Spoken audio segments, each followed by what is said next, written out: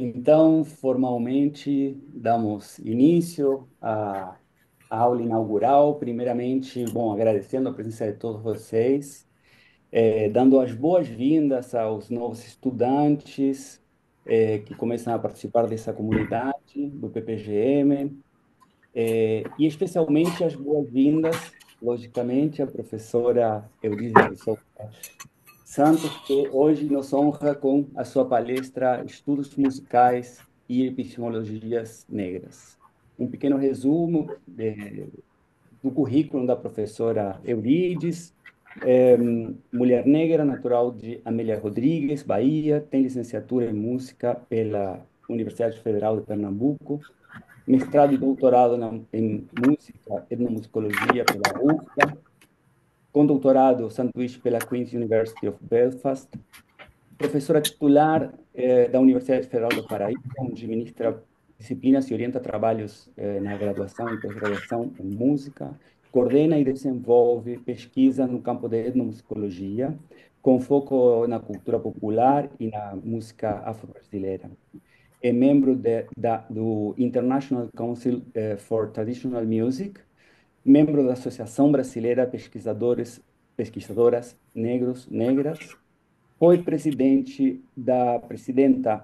da Associação Brasileira de Etnomusicologia entre 2011 e 2013, coordenou o programa de pós-graduação em música da Universidade Federal da Paraíba entre 2019 e 2021 e atualmente coordena o coletivo Moana Music, formado por pessoas negras pesquisadoras em música.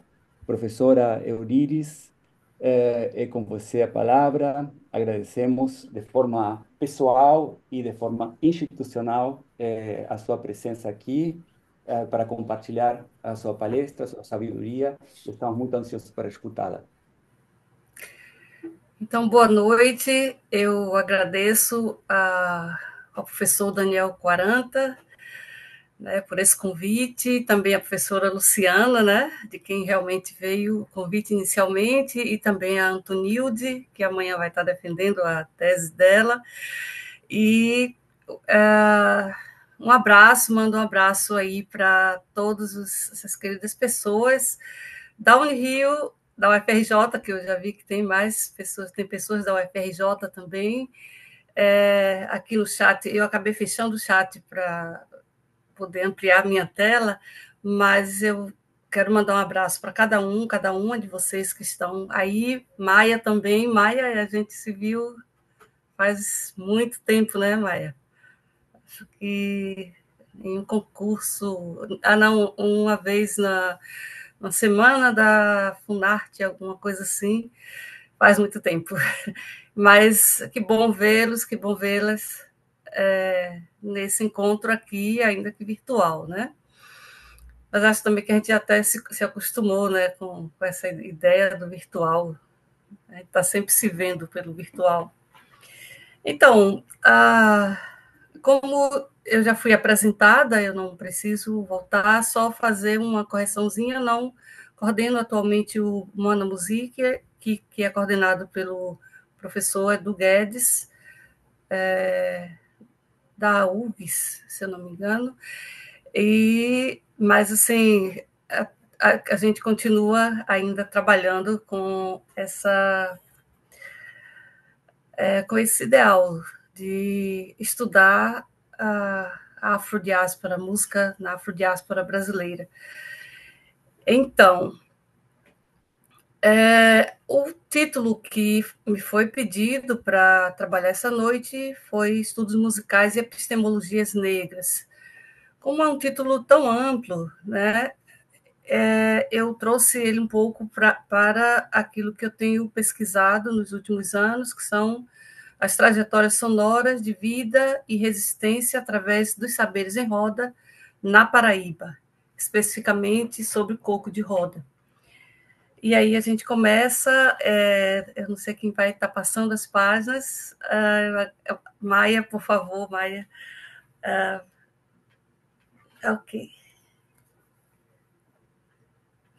Então, o meu objetivo aqui é refletir sobre a noção de epistemologias negras nos estudos musicais, trazendo os conceitos básicos de ancestralidade e afrocentricidade e seus desdobramentos teórico-metodológicos, tendo como foco o trabalho de algumas das muitas mulheres negras e indígenas paraibanas que têm contribuído de forma relevante para os estudos acadêmicos, com suas trajetórias sonoras de vida e resistência através dos saberes em roda.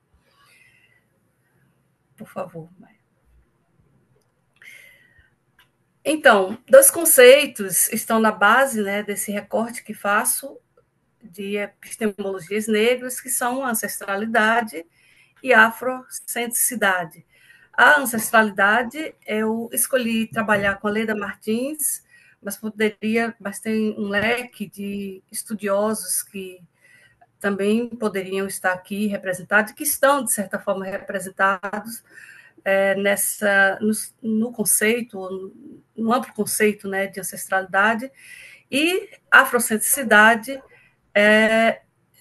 estou trazendo o Molefe Keita Asante, em um trabalho que ele publica primeiro em 1980, mas é publicado em português, pelo menos que eu saiba, em 2014, que traz esse conceito de afrocentricidade.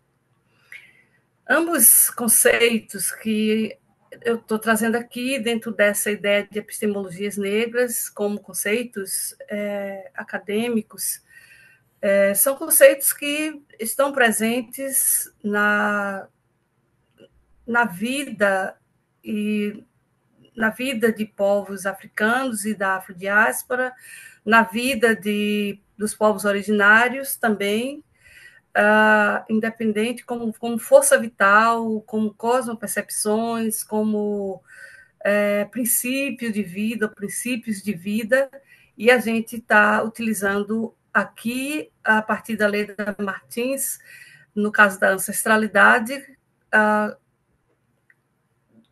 vindo de um conjunto de estudos que ela traz desde os anos 90, e junto também com todos os intelectuais que ela chama para discutir esse conceito.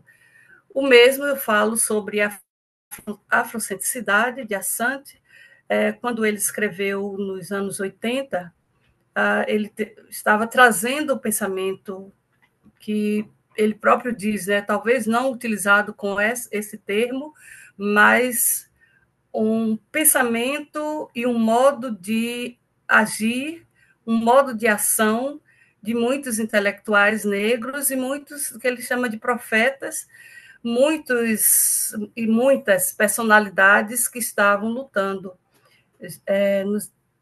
nos anos pós-coloniais para tentar pensar a África de uma forma afrocêntrica. E é interessante que a gente pense aqui que a ideia não é de unidade, quando se fala em afrocentricidade, mas de união e diversidade. Então, eu trago como conceitos fundantes das temáticas presentes nos estudos africanos, afrodiaspóricos e indígenas, e que se constituem com bases teórico-metodológicas dos estudos musicais, assim como de diversos campos científicos.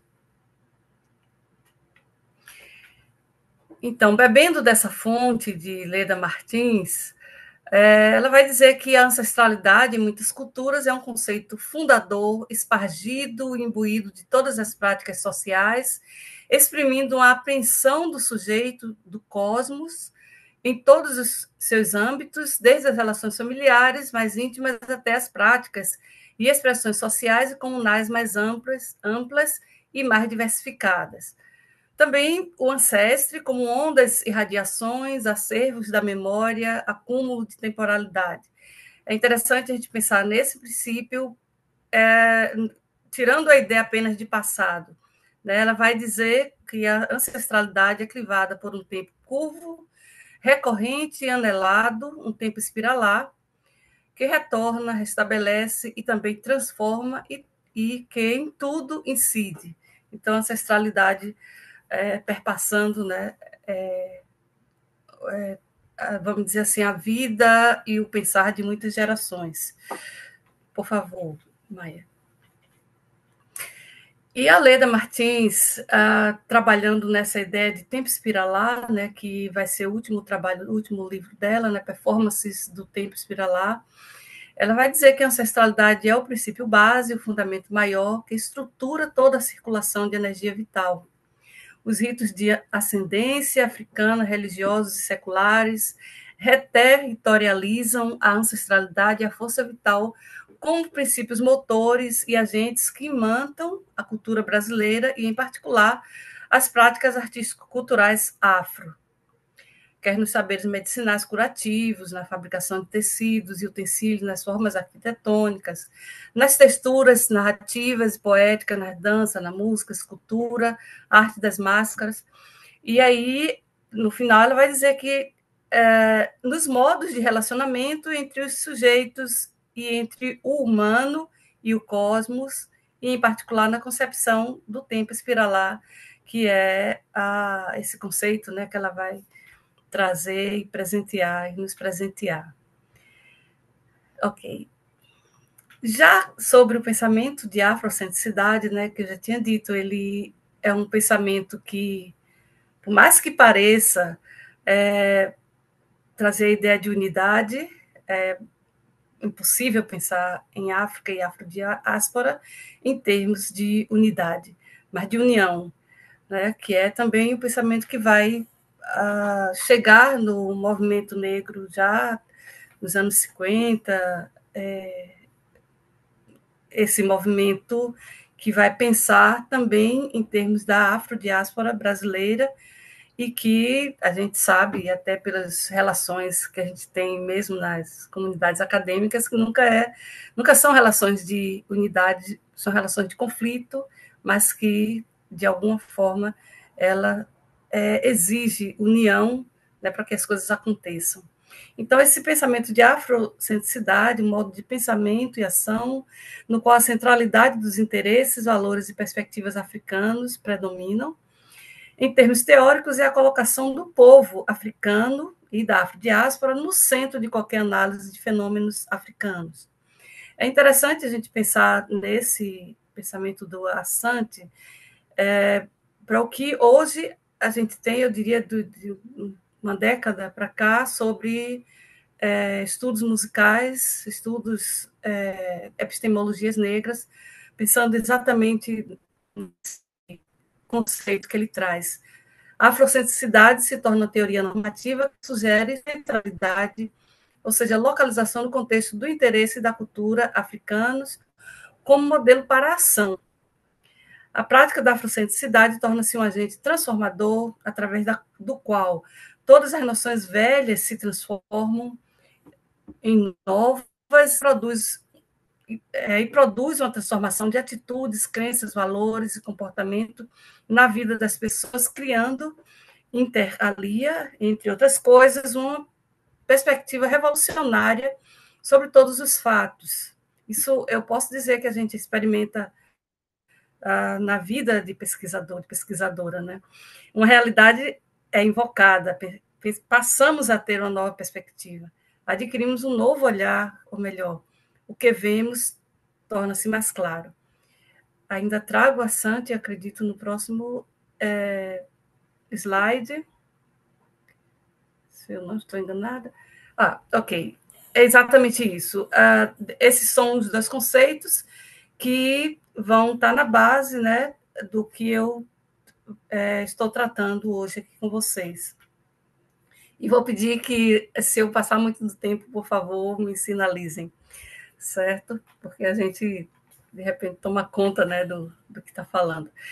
Então, pensar o coco de roda a partir de perspectivas femininas negras significa percorrer trajetórias de vidas que demonstram fios condutores de uma malha da cultura popular tecida por mulheres que desembocam nesse presente ativo e criativo do coco de roda paraibano.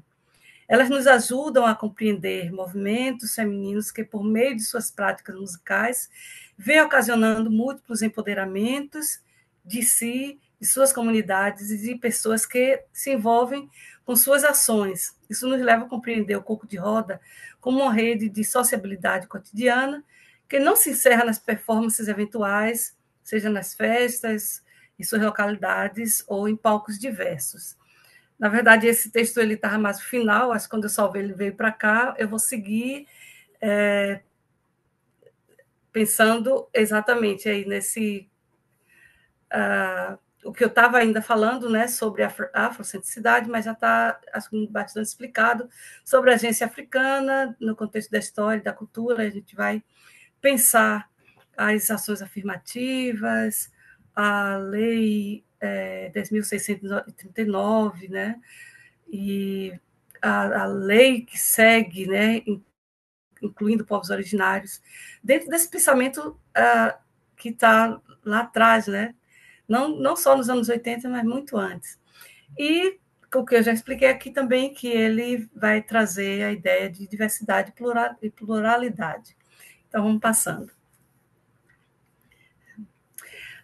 Alguns conceitos que são que se desdobram a partir desses dois conceitos que eu já trouxe são os conceitos de afroperspectividade ou afroperspectivismo, que aí eu vou citar o Nogueira, mas a gente poderia trazer outros autores.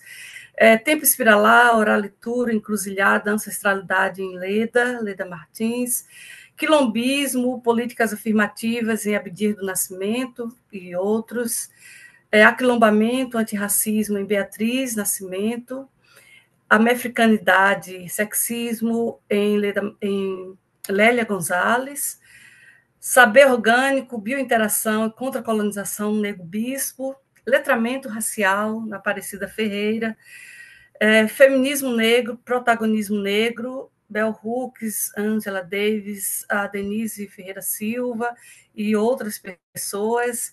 Sociocolaboratividade, aqui eu parto de um pensamento do Antônio Cândido e trago a tese da Catiusca Barbosa, um texto também que escrevi com ela, e também a tese do professor Fábio Ribeiro, que trabalha exatamente com essa ideia de sociocolaboratividade. Obrigada. Então, pensando agora mais nesse coco de roda na Paraíba, né, nessas trajetórias de vida e resistência, eu queria saber se a gente consegue passar esse videozinho que está aí do YouTube.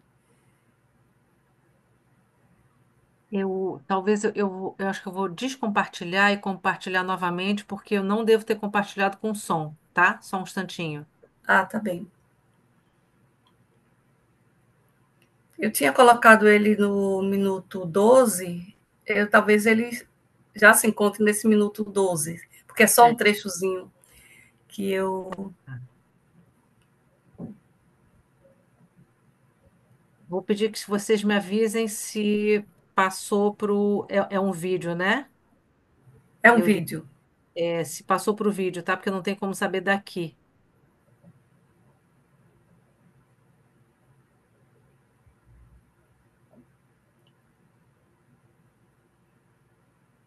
Você quer no 12, né? No 12. Apenas um trecho. Eu também não consigo ver daqui. Acho que não veio não, Maia. Acho que você tem que sair.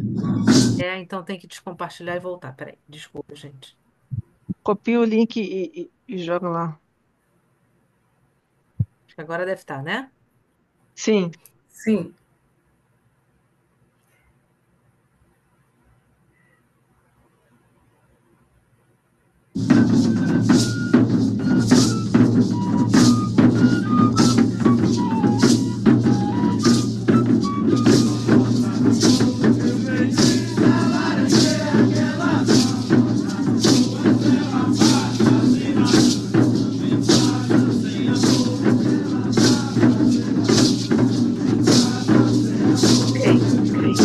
Ok.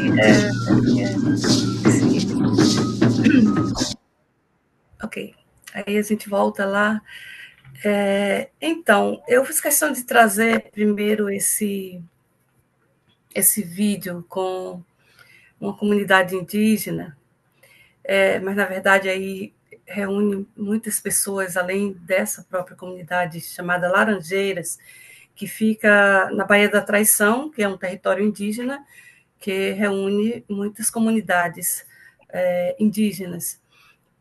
Eu fiz questão de trazer, falando sobre coco de roda, porque essa compreensão que a gente tem, principalmente do folclore, de que é uma herança africana ou herança afro-brasileira, essa ideia ela se dissolve um pouco, porque o coco de roda está presente na Paraíba praticamente em todas as comunidades, principalmente nas comunidades quilombolas e muito presente nas comunidades indígenas.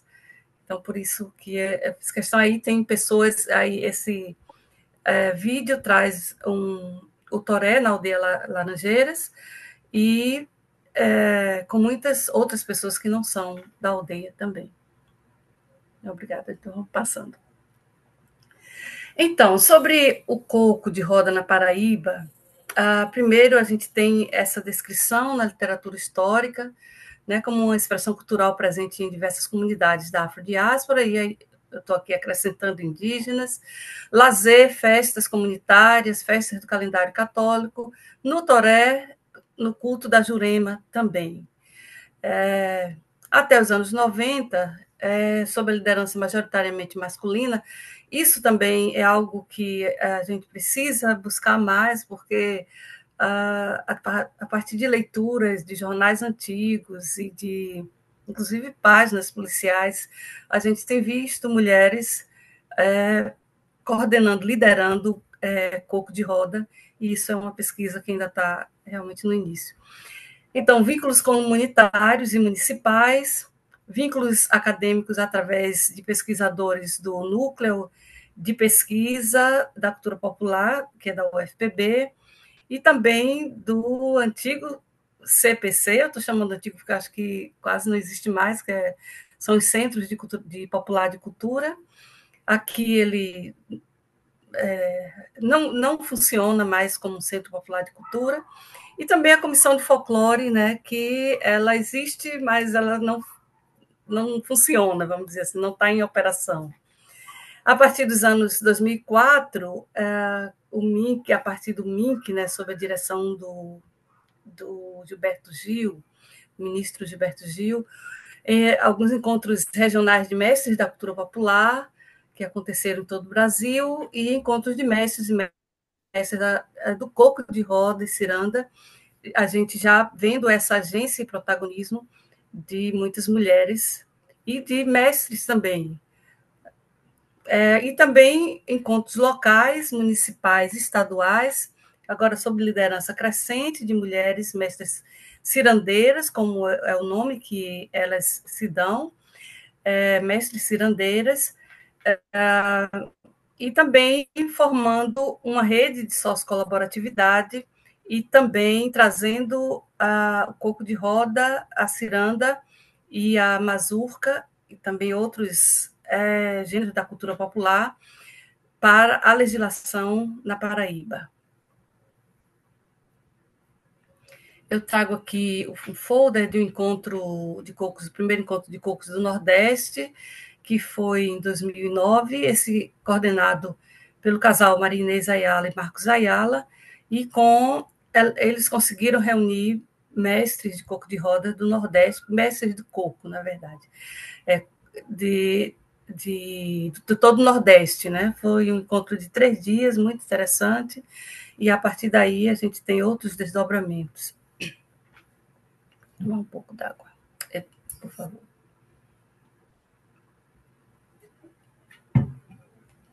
Aqui a gente tem algumas das mestras que coordenam, que lideram os grupos de coco de roda aqui na Paraíba.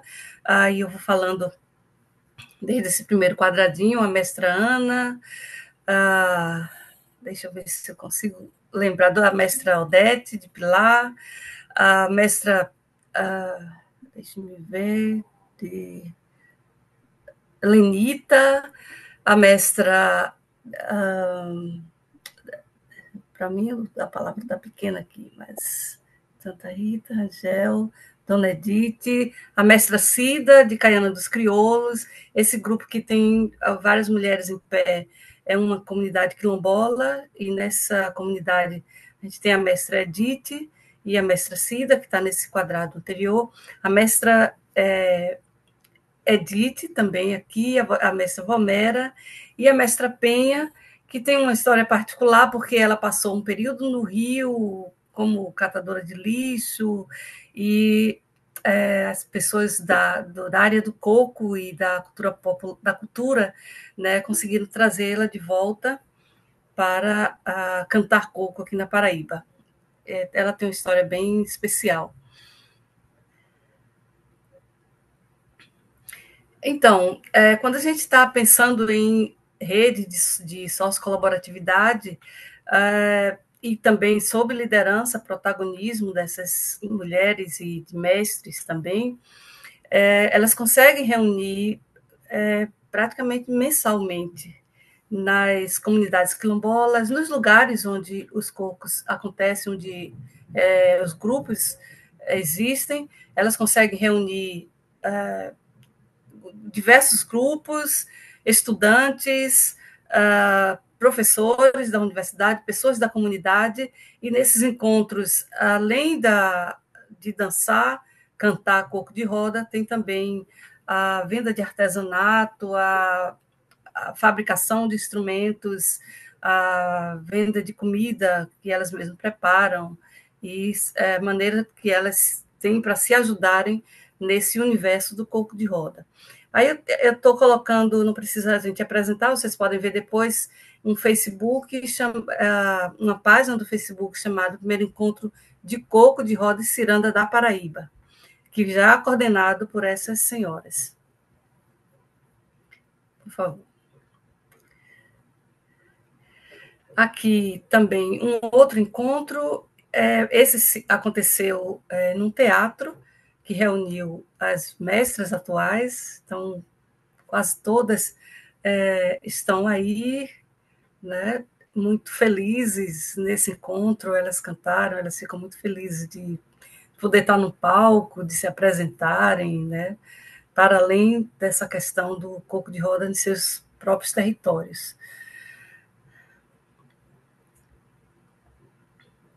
Então, algumas lições dos diálogos entre mestras e acadêmicas, pessoas acadêmicas, que a gente tem aprendido, e eu particularmente tenho aprendido muito, que são essas redes de sócio-colaboratividade, quando a gente percebe a agência e diversidade no modo de pensar, no modo de agir, nas suas ações com a comunidade, porque isso vai para além do coco de roda, como eu falei, né? São várias ações, e aí eu retomo aquela ideia lá de ancestralidade e de afrocentricidade, onde esses conceitos vão integrar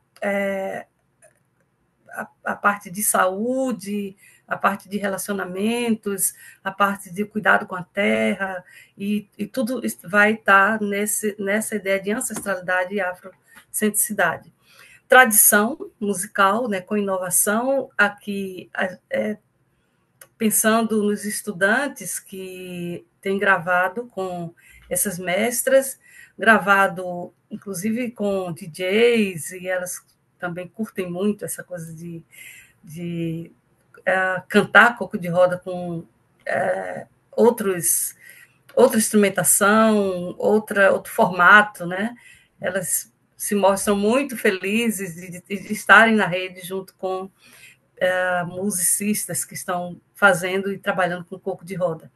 A ideia de aquilombamento, que é também uma ideia muito forte, que se desdobra dessa ideia também de afrocentricidade, educação e letramento racial, políticas públicas de proteção à vida e manutenção das culturas, também são ideias que a gente traz lá daqueles conceitos.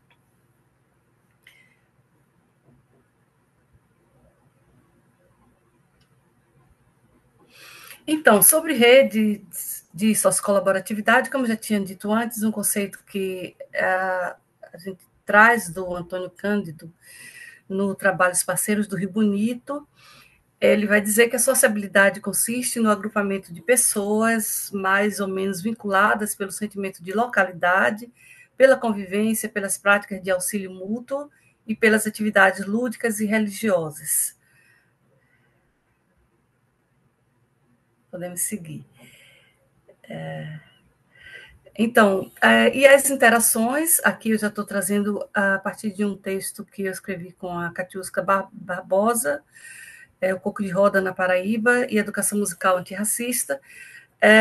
As interações que acontecem na brincadeira do coco e ciranda determinam a construção e a consolidação de laços sociais e afetivos, e estes, por sua vez, formam rede de relações cujas ações são essenciais para o processo de reprodução da própria prática. Nesse espaço da roda, as pessoas compartilham e interagem de forma colaborativa por meio de sons e movimentos corporais. Vamos passar mais um.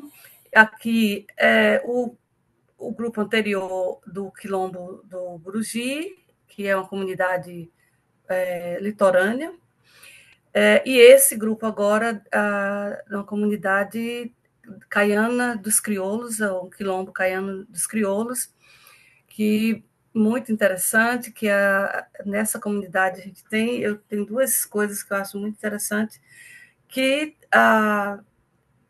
o Jackson do Pandeiro, ele morou com a mãe, que era cantadora de coco, nas feiras, morou nas proximidades desse quilombo, é a Flora Mourão, né, isso está registrado no livro Rei do Ritmo,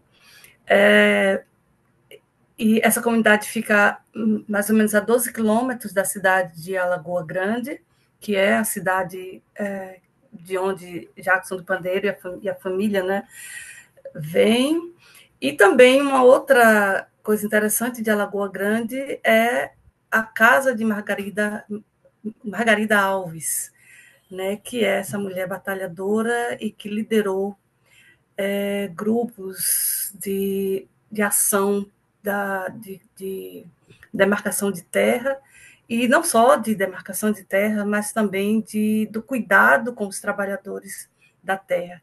Uma mulher de fibra.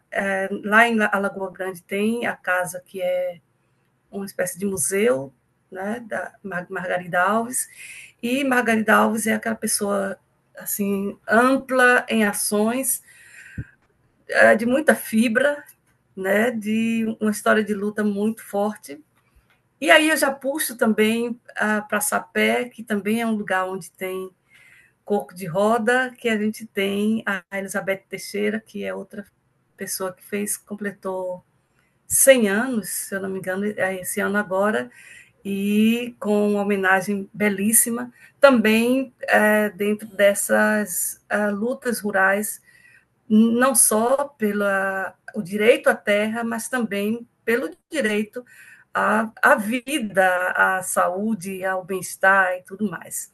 Então, eu volto agora para o meu slide, dizendo que dessa experiência do coco de roda e da sócio-colaboratividade, os vínculos anteriores são consolidados e novos laços são feitos e desfeitos, posto que a brincadeira de roda é considerada um processo dinâmico, fruto das relações e ações das pessoas que, em um determinado momento, são conectadas por essa rede de sociabilidade.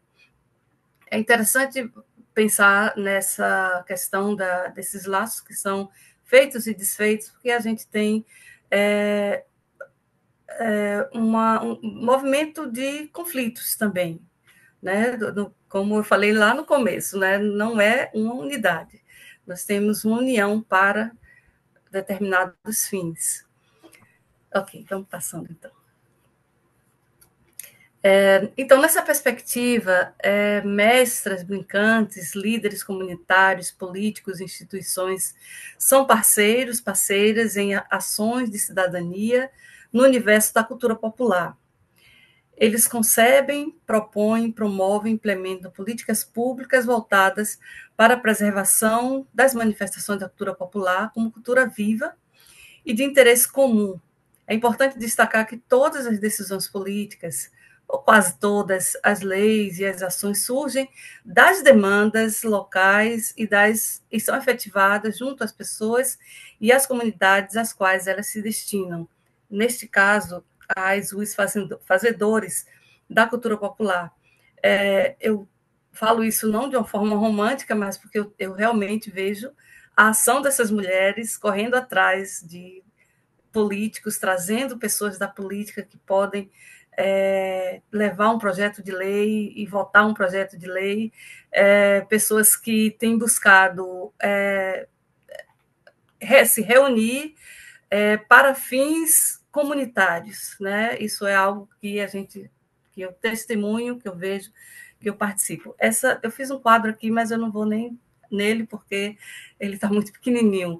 Não tem problema, mas está um pouco dentro disso que eu estou falando aqui. Tá. Maia fez o favor, muito obrigada, Maia. Então, o que eu estou trazendo aqui é comunidades, a gente tem brincantes locais, coco de roda, e aí tem comunidade, festa, porque a ideia é de festa, né? É de dança, é de brincar, formação, religiosidade, economia, os coletivos e grupos independentes, também participantes que chegam para participar pelo lazer, pelo apoio e também pelo turismo. Quando eu falo isso, estou falando de grandes rodas que são feitas e que muitas pessoas vão participar e pessoas vão comprar comida, vão comprar artesanato, e eles, dessa forma, vão apoiando também essas ações. As políticas públicas e leis também que são feitas, as instituições de pesquisa e também políticas públicas, as leis, essas instituições de pesquisa, eu estou destacando, então, a própria universidade e outras instituições que têm estado juntas, né, nessa questão do coco de roda. Obrigada, Maia. E aqui eu trago essa ideia de aquilombamento, né, educação e letramento racial, bebendo da fonte da Beatriz Nascimento. Eu estou olhando minha hora aqui, eu não quero passar das 7 horas, né? Acho que já, mas a gente já vai indo para o final. Então, o quilombo, dentro dessa ideia da Beatriz Nascimento, como ela diz, o quilombo não é, como a historiografia tem tentado traduzir, simplesmente um reduto de negros fugidos, mas uma organização social de negros, e foram só os negros que empreenderam essa ação social e que foi paralela durante todo o período da escravização. E mais importante ainda, sendo uma organização social, ela se projetou no século XX como uma forma de vida do negro, eu acrescento aí pessoa negra, que perdura até hoje e cresce como ideia de comunidade, até de cidades que acabam sendo ela própria, o quilombo, a força vital naquela cidade. Então, uma organização social que tinha uma economia própria, que tinha relações próprias, e que, fundamentalmente, era não só uma necessidade de resistência cultural, mas também trago esse destaque de resistência racial, aqui pensando nas ideias de eugenia, né, de eugenistas, e de miscigenação, e também nas ideias de mito da democracia racial, quando Beatriz Nascimento, isso lá nos anos 60 e 70, está trazendo aqui que o quilombo ele também era uma resistência cultural, uma resistência racial do negro, da pessoa negra. Eu acho muito interessante esse pensamento dela.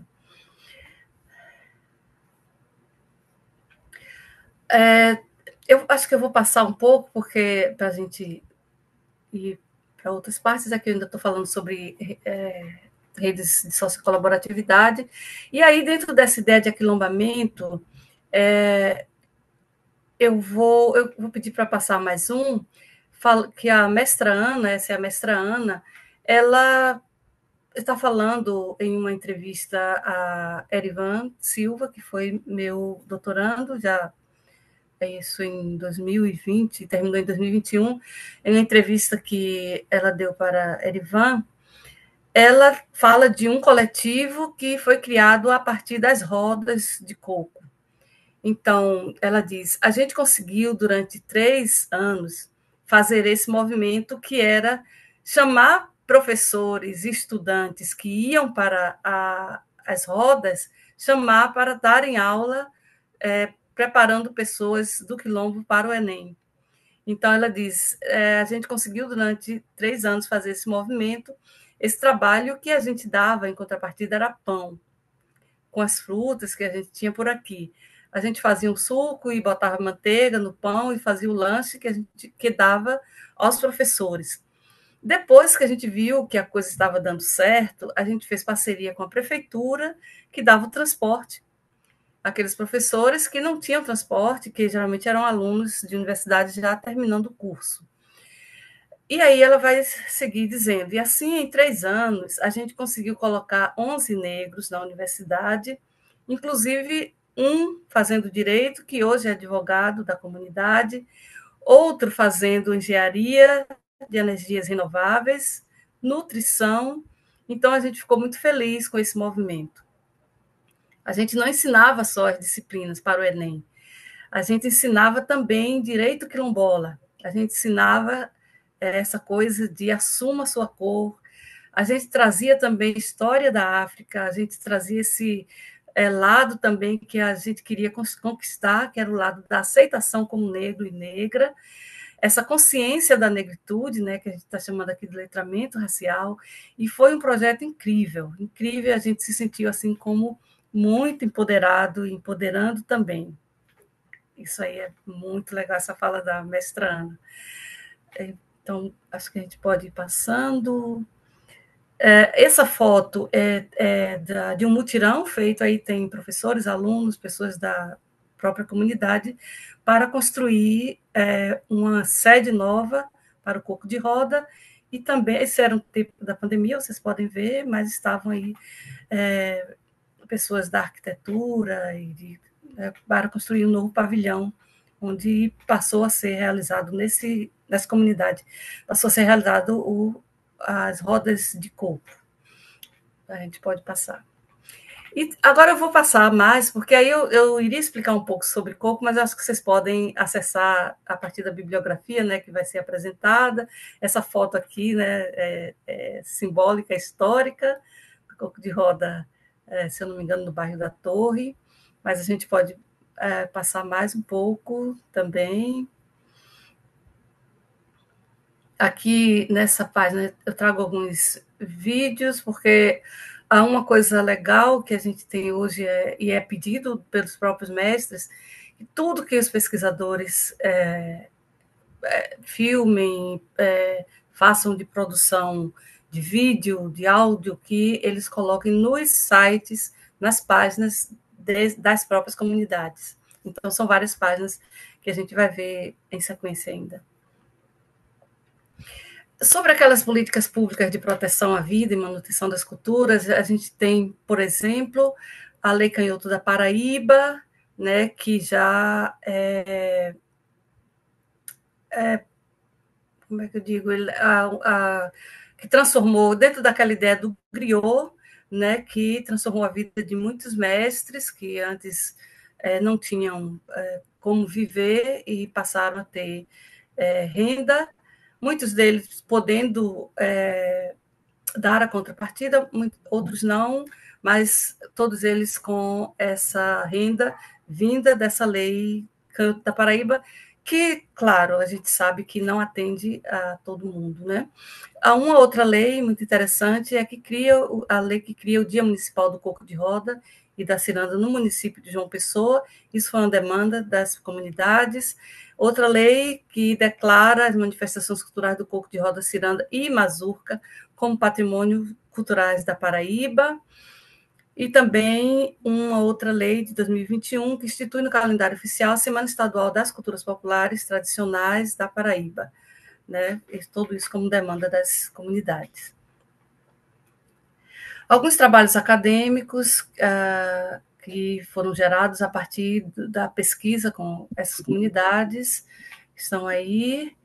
A gente tem mais alguns. Outros também, esses outros trabalhos com a Catiusca, com a Erivan, eles já derivam das teses que eles escreveram. Um desses está lá o último deles, dessa coleção Músicas em Diálogo, que foi coordenado pela professora Viviane Beinecke, e um outro livro das histórias das músicas no Brasil, que é da Ampom, que está no site da Ampom.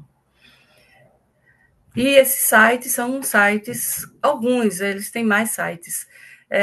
Coco de Roda Novo Quilombo, Encontro de Cocos e Ciranda da Paraíba.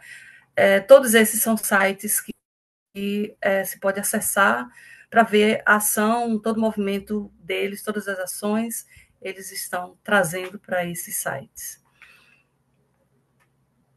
E aí eu trago também essa bibliografia que eu citei antes, né? Mais alguns nomes, mas também a gente pode depois, né, repassar. Acho que a gente termina aí, e só citando mais uma vez, né, a Leda Martins, que já está citando o mestre Pavão, quando ela diz: a roda é luta, ao mesmo tempo que não deixa de ser dança. É exatamente esse pensamento da Leda. Então, eu agradeço, gente. Me desculpe se passei do tempo, mas assim, é algo que é vibrante, algo que inspira muito a gente continuar pesquisando, estudando e presente nessas comunidades, com as pessoas. É que essa fala eu já tinha dito lá em cima. Obrigada, Maia. Nós é que agradecemos imensamente, Eurídice. Muito obrigado, professora Elides. Deixar você conduzindo aí, Dani. Eu estou só aqui Não, de. claro, não, por favor. Acredito que hajam comentários, dúvidas ou, bom, abrir um Eu ia pouco o sugerir, diálogo. talvez, Dani, que quem tivesse. Não sei se tem alguém se alguém que porventura não esteja podendo se manifestar oralmente, que coloque aqui no chat, né? Que a gente leia o comentário ou a pergunta. Sim, Mas eu acho que o microfone pode estar aberto aí para quem quiser comentar, perguntar. Eu também tenho várias perguntas a fazer a Euridice, mas acho que eu queria deixar espaço para os, né? Talvez, né, Dani, a gente dá prioridade aos discentes que quiserem se manifestar antes de tudo. sim, completamente de acordo. Então, fica aberta a sessão de perguntas e comentários. Mas então, enquanto o pessoal se anima, posso. Ah, alguém vai falar. Professora Elis, boa noite, sou eu, Antonilde. Você trouxe questões bastante relevantes que eu também trabalho, né? E aí eu fiquei pensando aqui como que a gente poderia trazer para uma dimensão talvez mais teórica, assim, né? Essa conexão da roda que está muito e o tempo, né? Porque a Leda Maria Martins, a Saide Hartmann e a Denise Ferreira vão pedir para a gente pensar a questão do tempo da vida negra, a suspensão do tempo para uma outra temporalidade que a Leda fala do tempo espiralar, né? E o coco é de roda e tem esse tempo, né? E como que a gente pensa, né, nesses espaços de roda, né, esse tempo como uma possibilidade também daquilo que o Fred Mota chama de rota de fuga para fora da governança do Estado e da própria política e da própria necropolítica, né? Então, né, você já traz um pouquinho nisso, né, mas como a gente pode aí dialogar com o Hudson Lima, né, que ele vai trazer a pedagogia da urgência, né, a epistemologia da urgência, né, e como isso para a gente que trabalha com e a música, pensando a música como um arquivo, né, como também a música no coco ele também tem esse lugar para a gente pensar o arquivo de uma forma expandida e tendo a música, o tempo espiralado e suspenso, uma possibilidade de a gente pensar outras formas de acesso a registro e memória para produzir conhecimento numa perspectiva da epistemologia negra. Só uma provocação aí que eu fiquei pensando aqui. Eu não ouvi a última parte, a parte mesmo da pergunta. Eu queria que, por favor, Antonildo, repetir só essa última parte. Como é que a gente pode pensar uma possibilidade outra para desenvolver pesquisas de uma perspectiva afrocentrada dentro fora dessa governança do Estado, desse modelo tradicional de acervo, né? Pensando essa suspensão de tempo e o próprio arquivo numa perspectiva expandida, trazendo a própria música um arquivo. Fazendo a própria música arquivo.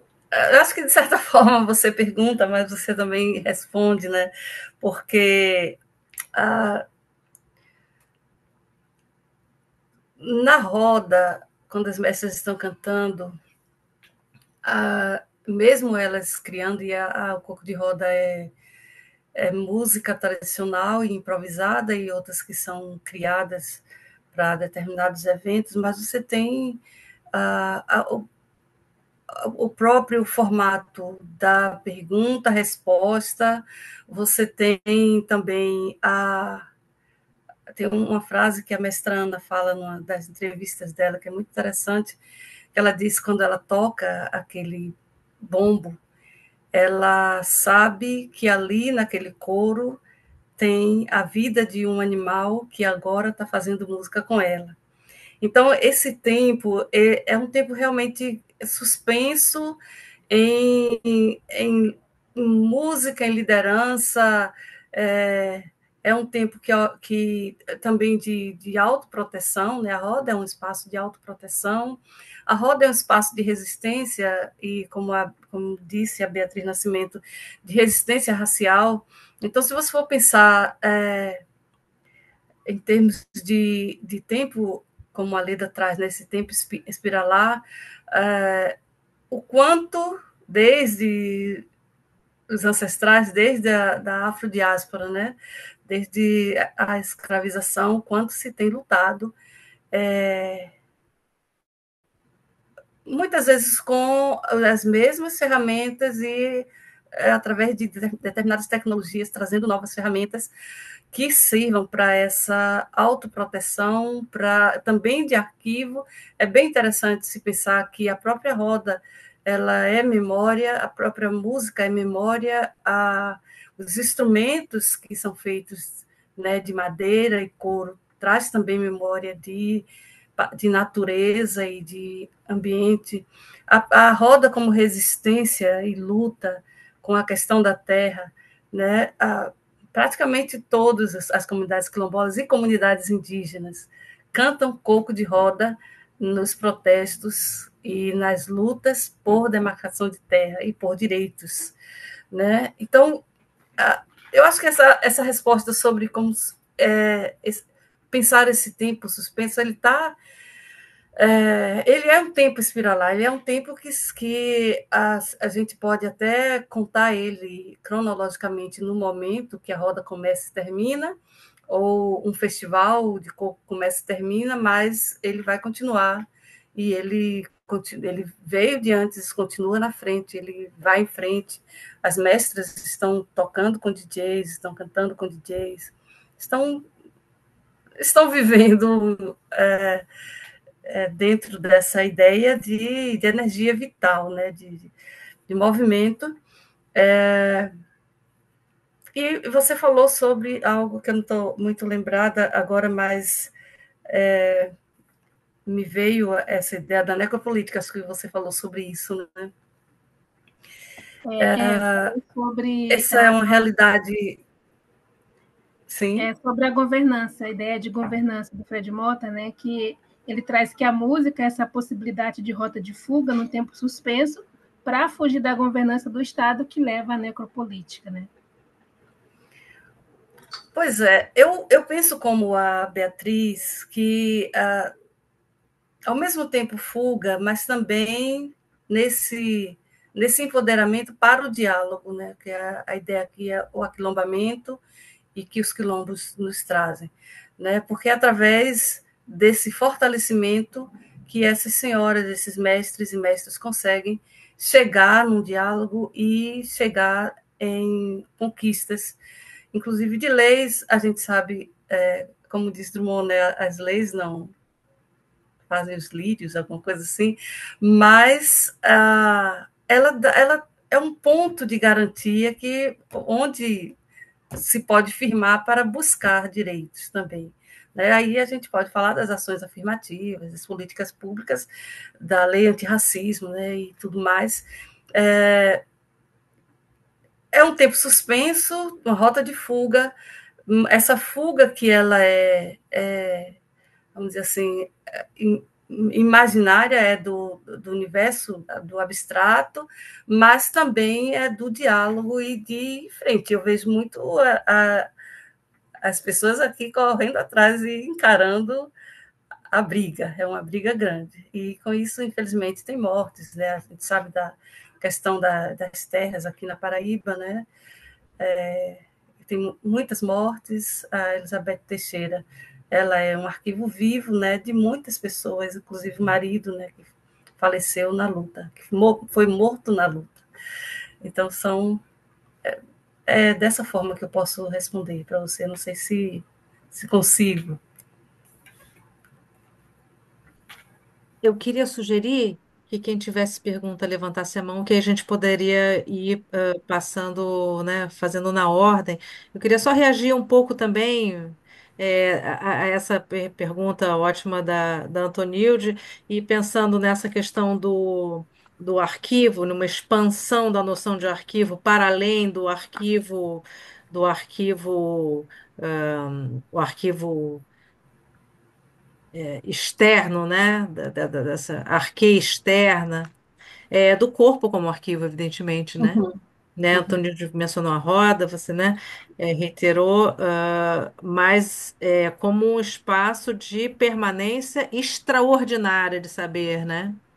E que realmente ultrapassa tempo de uma maneira que vence, né, a passagem de tempo de uma maneira extraordinária, né? Então, talvez seja o mais eficiente dos arquivos, né? uhum.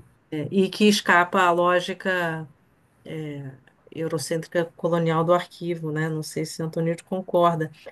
E ainda com relação à necropolítica, uma das experiências mais fortes assim que eu tive foi justamente com uma mestra que eu estou tentando lembrar, desde que você começou a falar, tentando lembrar o nome, foi Milton Dornelles e o Lausqueira, né? Lausqueira, que foi secretário? Osqueira, Isso. foram É, secretários de cultura. isso, exato. E a Priscila Santana, que era lá do Prisma, eles levaram para um evento que a gente fez lá, em João Pessoa, uma mestra, que era uma mestra em todos os sentidos. Eu não sei se era a mestra Penha, ou a mestra Ana, agora eu estou um pouco na dúvida. E nessa época estava aquela ascensão do Bolsonaro e a gente desolado, já assim, achando que, né, ia tudo virar cinza. E ela disse assim: O quê, minha filha? Ficar assim por causa de Bolsonaro?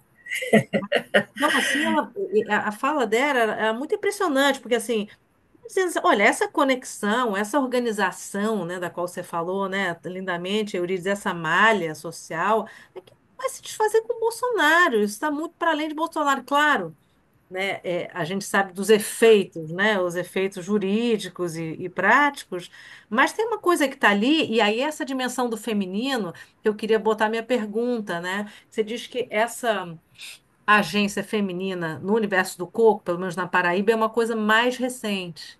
E aí eu queria entender um pouco assim, em que sentido você sentiu, você já é uma pesquisadora disso há tempos, né?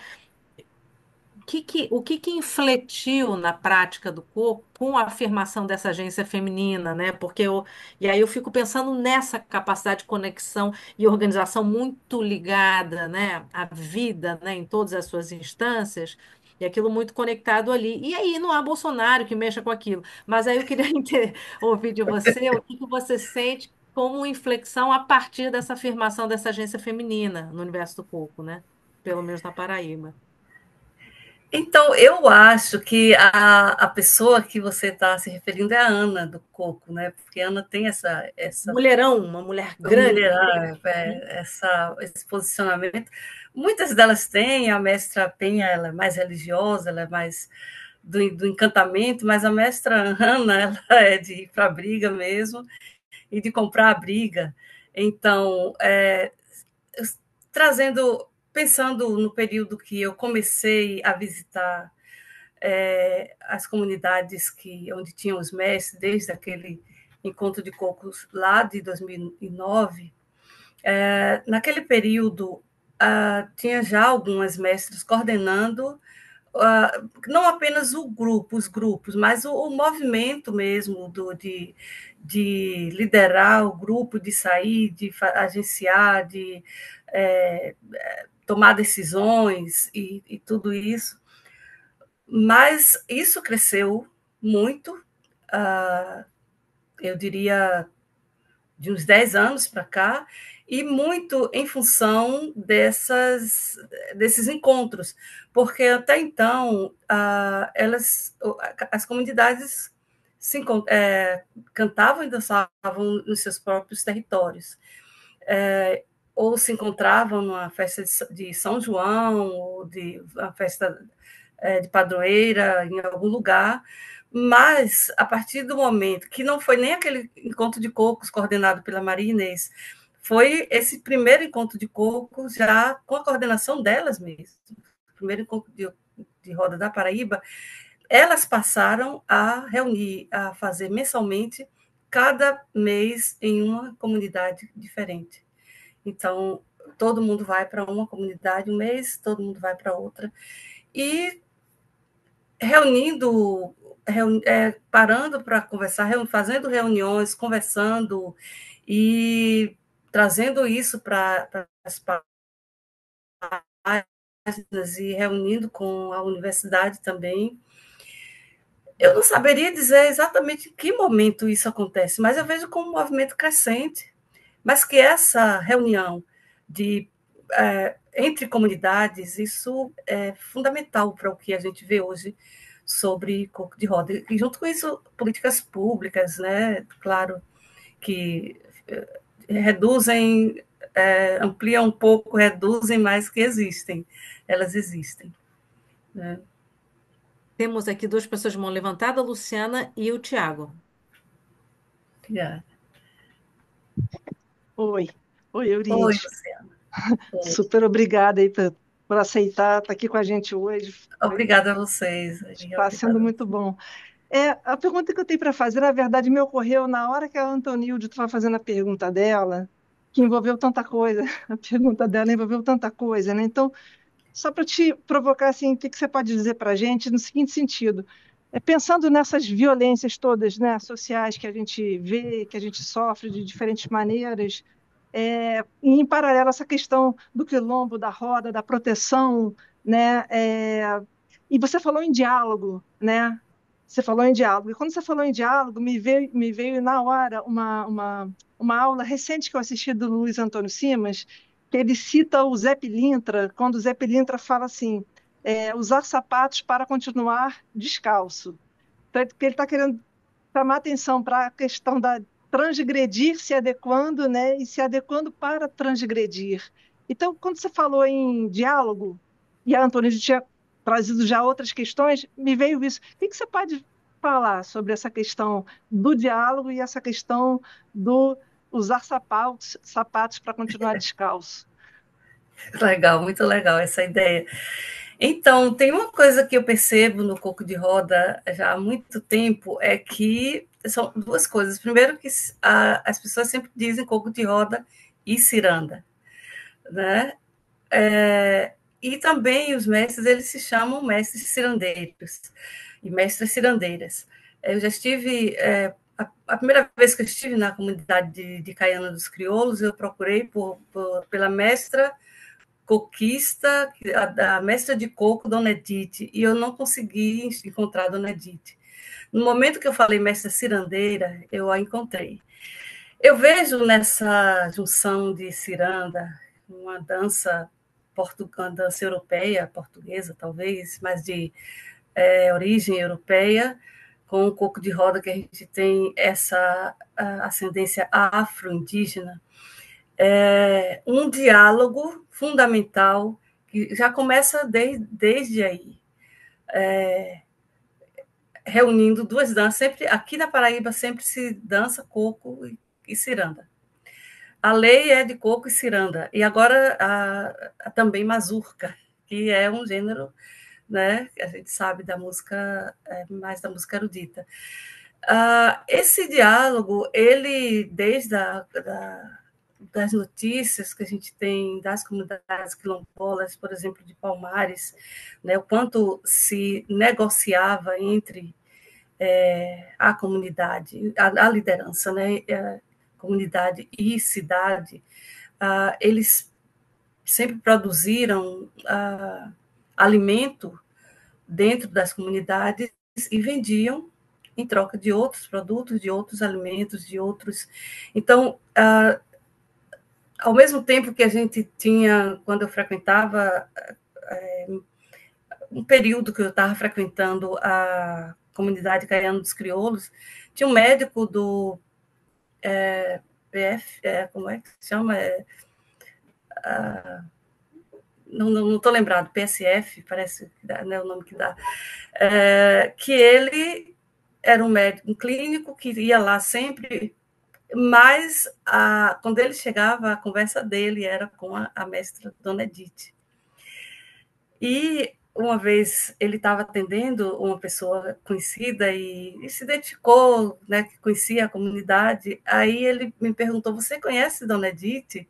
A Dona Edith é que manda ali naquela comunidade. Dona Edith, ela é que cuida da saúde, ela que é a rezadeira, ela que cuida também dela, tem a roça dela. Quer dizer, existe esse diálogo. O PSF existe dentro da comunidade, mas existe a parteira, a rezadeira, e esses saberes são passados, ao mesmo tempo que eles também vão requerendo mais serviço médico, tem a escola. E aí a gente viu nessa fala da Ana o próprio grupo de coco trazendo estudantes já em formação para preparar pessoas para o Enem, e essas pessoas hoje estão trabalhando junto com a comunidade. Então é isso, calçar para continuar descalço, tem que ser através do diálogo, e eu vejo muito no Coco de Roda, um diálogo. Às vezes esse diálogo não funciona, tem que realmente ir para a briga, e aí dá morte até, mas até a morte, né, ela é simbólica no sentido de que é preferível morrer do que deixar as suas heranças, seus valores, seus princípios, né? Então essas pessoas são rememoradas como mártires, tudo, pessoas muito importantes, mas que morreram em função da defesa do território, né? Eu estou falando de território, direitos e tudo mais, né? Eu vejo muito como diálogo com políticos, diálogo com governantes, diálogo com a universidade, né? E hoje já exige da gente uma postura muito mais ética, muito mais humana, que não é mais aquele pesquisador que vai fazer uma tese ou uma dissertação para colocar no arquivo, né, de papel lá. É ele também se envolvendo, há uma exigência pelo envolvimento, né, e pelo retorno também. Temos aqui o Tiago de mão levantada e temos o professor Samuel aqui por sair e deixando duas perguntas. Eu não sei o que vocês preferem que a gente encaminhe primeiro. Tiago, você acha que passo a pergunta de professor Samuel? Você pergunta antes? Temos duas perguntas aqui de Samuel. Mas eu sugiro que o Tiago pergunte, que eu ainda posso ficar um tempinho só adiantei aqui, porque eu não sei a que horas eu vou ter que sair. Ok, então vamos Eu lá. recebi, Vamos ao eu Tiago, recebi um depois chamado você. urgente, vou ter que sair. Tá certo. Então vamos dar a palavra ao Tiago. Bom, boa noite. Vocês me Boa ouvem bem? noite. Sem fone? Boa noite. Oi, Tiago. Bom, eu fiquei aqui com a cabeça fervilhando. Queria agradecer muito a fala da professora. São muitas dimensões, mas eu queria me ater à dimensão mais política, né, que foi trazida várias vezes, essa questão política da roda, né, da roda enquanto luta, do aquilombamento, né, isso vem me trazendo muitas questões. Eu estudo carnaval, e justamente eu estudo carnaval de rua carioca, e justamente eu estudo carnaval enquanto um espaço de luta da população negra. Então, assim, fiquei pensando em muitas coisas, mas aí vem as urgências, né? Assim, acabou que, por causa Valéria, das minhas desculpa. urgências... Oi, desculpa. Desculpa, eu vou pedir para a Valéria Mas Garcia pode falar fechar o mais. seu microfone. Desculpa, Tiago. É que estava Nada, cortando a imagina. sua fala. Mas aí vem as urgências, né? E aí as minhas urgências, no caso, tem mais a ver com a minha trajetória enquanto um doutorando aqui no espaço do IVL. E aí eu queria ouvir a professora enquanto uma acadêmica negra. Eu escrevi aqui, eu ia, na verdade, nem ia falar. Eu ia botar no chat, só que ficou grande para botar no chat, então eu vou tomar a liberdade de ler aqui o que eu escrevi enquanto eu ouvindo a fala da professora. É, Bom, minha pergunta é relacionada à enorme dificuldade de ser um aluno negro num espaço fortemente marcado por aquilo que Cida Bento chama de pacto narcísico da branquitude, principalmente quando nos colocamos criticamente no enfrentamento do racismo institucional que aqui impera. Apesar de ter encontrado alguns professores que fazem jus ao termo aliado, tem sido uma trajetória extremamente difícil e gostaria de ouvir a senhora com relação a alguns desafios. Posso seguir? Uhum. Primeiramente, gostaria de ouvir a professora sobre como lidar com aqueles que insistem em negar o caráter científico de nossas produções, desqualificam nossos intelectuais e nossas pautas. Em segundo lugar, e a meu ver, com maior gravidade, pergunto como devemos lidar com aqueles que se declaram aliados antirracistas, mas que insistem em assumir o papel do branco salvador, tutelando as nossas lutas e condutas, ditando como devemos agir e condenando quando não seguimos suas cartilhas, insistindo em assumir o papel de protagonistas, nos pensando enquanto objetos de estudo, falando sobre nós, mas não dispostos a nos ouvir em nossos próprios termos. Por fim, pergunto como e se devemos tomar iniciativas institucionais contra os diversos tipos de ações violentas e racistas, sabendo da fragilidade que é o nosso lugar e da tendência de proteção mútua do corpo docente em torno do mesmo pacto citado acima. É possível um aquilombamento dentro da academia? Bom, é um combo de perguntas, não, mais de provocações. Gostaria de ouvir a professora sobre. Nossa, Tiago. Bem, eu queria falar a partir da minha própria trajetória, Tiago. Quando eu entrei na universidade, eu, eu fiz a minha licenciatura em Pernambuco e depois a pós-graduação na Bahia. Não se tratava sobre racismo, né? Sempre foi algo muito velado. Inclusive essa questão de ter o cabelo alisado, de ter mesmo de pele retinta, né? Uma, uma figura mais branqueada, né? Uma tentativa de branqueamento. E eu posso dizer a você que desses anos, eu estou falando para você dos anos 80, nos anos 90, final dos anos 90 e principalmente anos 2000, que é como se a gente conseguisse pensar, se descobrir negro e descobrir caminhos para uma negritude dentro da universidade.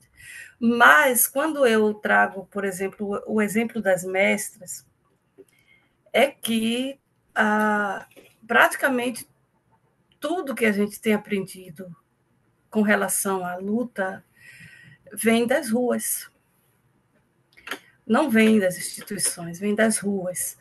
Tanto que, quando eu falei no início da minha fala, de que tem registros de mulheres que estavam liderando coco de roda, mas são registros de páginas criminais, de coco de roda que a polícia foi lá e acabou tudo, e bateu e prendeu, e aí vem o nome, por exemplo, de uma Maria Pataca, parece um nome assim, que estava fazendo coco de roda na rua e estava, na visão da polícia, estava fazendo barulho.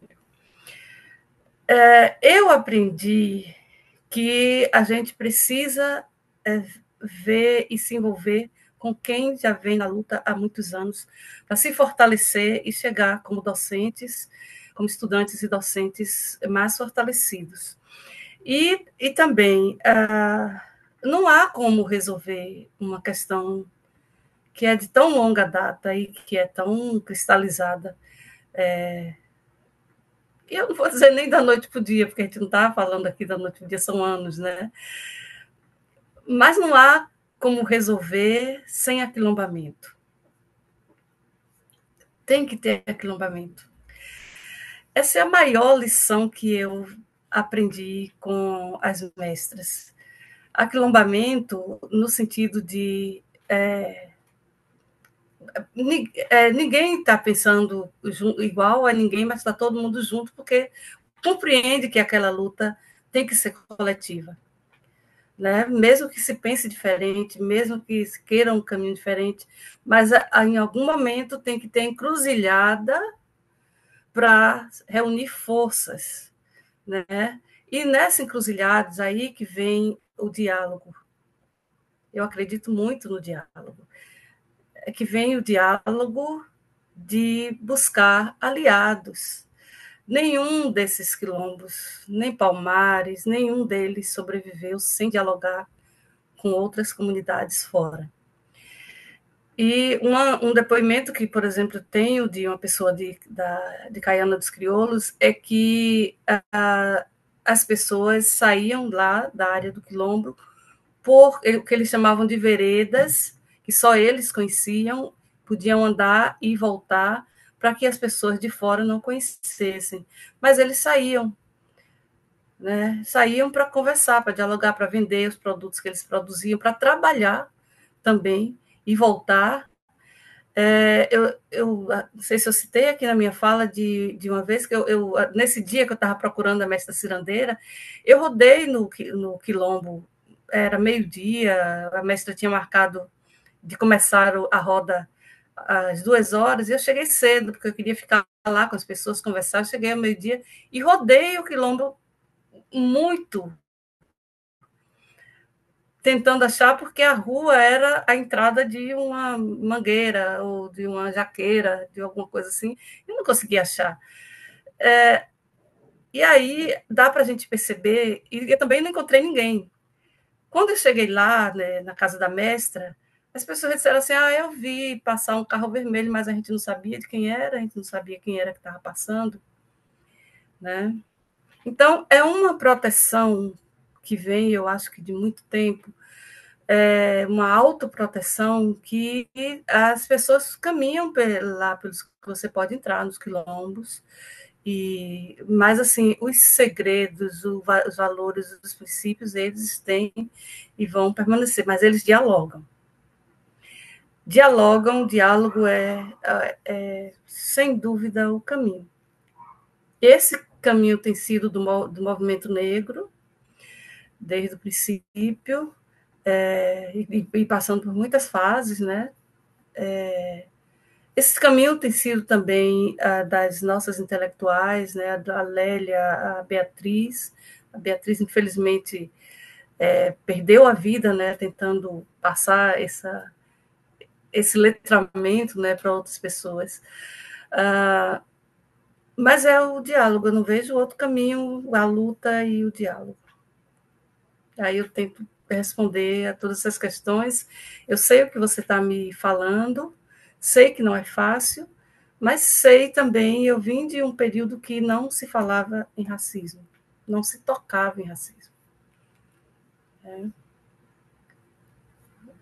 E hoje a gente fala, hoje a gente tem livros, hoje, né? Então já andamos bastante, caminhamos bastante. Me Tem uma desculpe reação... se a sua pergunta não tem resposta, viu? Tem uma reação de Antonilde à sua resposta, que diz que conversar entre nós, não sei se Antonilde mesmo quer falar. Ela está Sobre o escrevendo número aqui. de suicídio da Eu primeira queria, geração. eu queria falar, porque essa questão é muito séria, porque eu tive ainda o prazer de conviver com uns professores negros que foram da primeira geração de alunos da USP, na qual foi a maioria se suicidaram né? E eu entendo o que o Tiago está falando. E me emociono porque é um absurdo, ainda hoje, a gente ter que, num momento desse, ter que estar falando de assuntos muito sérios e parece que as pessoas que estão nesse lugar não têm o mínimo de sensibilidade. Eu fico até achando que talvez a gente está num mundo de sadomasoquista, entendeu? Que as pessoas não têm um mínimo de entendimento que isso é extremamente violento, suicida, isso mata, isso é violento, racismo é crime, é violento. E a gente ainda tem que, além de todo o trabalho de pesquisa, dificuldades que a gente tem pessoalmente, ter que lidar institucionalmente com isso, que é extremamente violento, né? Então a gente se aquilomba, mas a gente também às vezes deixa de se comunicar porque a questão é longe, a gente não se encontra, tudo virtual, mas acho que a gente tem que fazer um esforço ainda de se encontrar, de conversar entre nós, porque a gente primeiro tem que entrar na união entre nós, para irmos para a instituição juntos, porque sozinho é um convite para o suicídio. A gente não vai morrer por causa de racista. A gente tem que devolver para que eles, sim, assumam suas responsabilidades diante do crime e da ação seríssima que se colocam, mas a gente não deve remediar ou abrir mão da nossa existência por causa disso. E acho que a gente tem que conversar, Tiago, a gente tem que se encontrar, eu, você, o Hud, tem vários alunos negros, a gente precisa marcar um encontro, conversar e saber o que está acontecendo, né? E a gente buscar caminhos juntos. Porque eu também tenho relatos para falar sobre isso, de muita violência. E a gente não se encontra, né? Vamos marcar um encontro, um chopp no bar, e vamos botar para fora, vamos buscar algum caminho para resolver isso.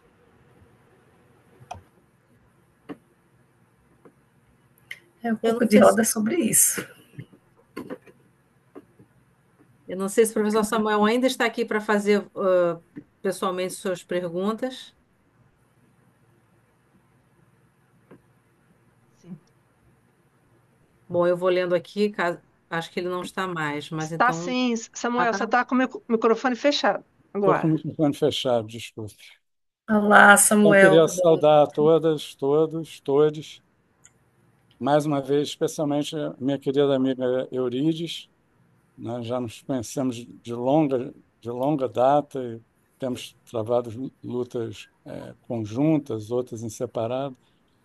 É um prazer enorme, uma grande emoção estar aqui nessa aula inaugural tão brilhante e tão incisiva como eu escrevi ali.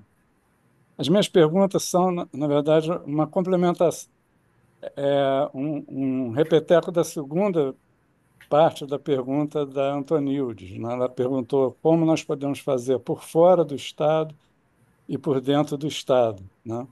E às vezes eu tenho que lembrar a muitos dos meus colegas na universidade, professores e professoras, que às vezes falam em contestar o Estado, etc., que na universidade pública nós somos Estado, nós somos funcionários do Estado, né? Isso é uma constante, mesmo em regimes ditatoriais, de extrema-direita, etc., né?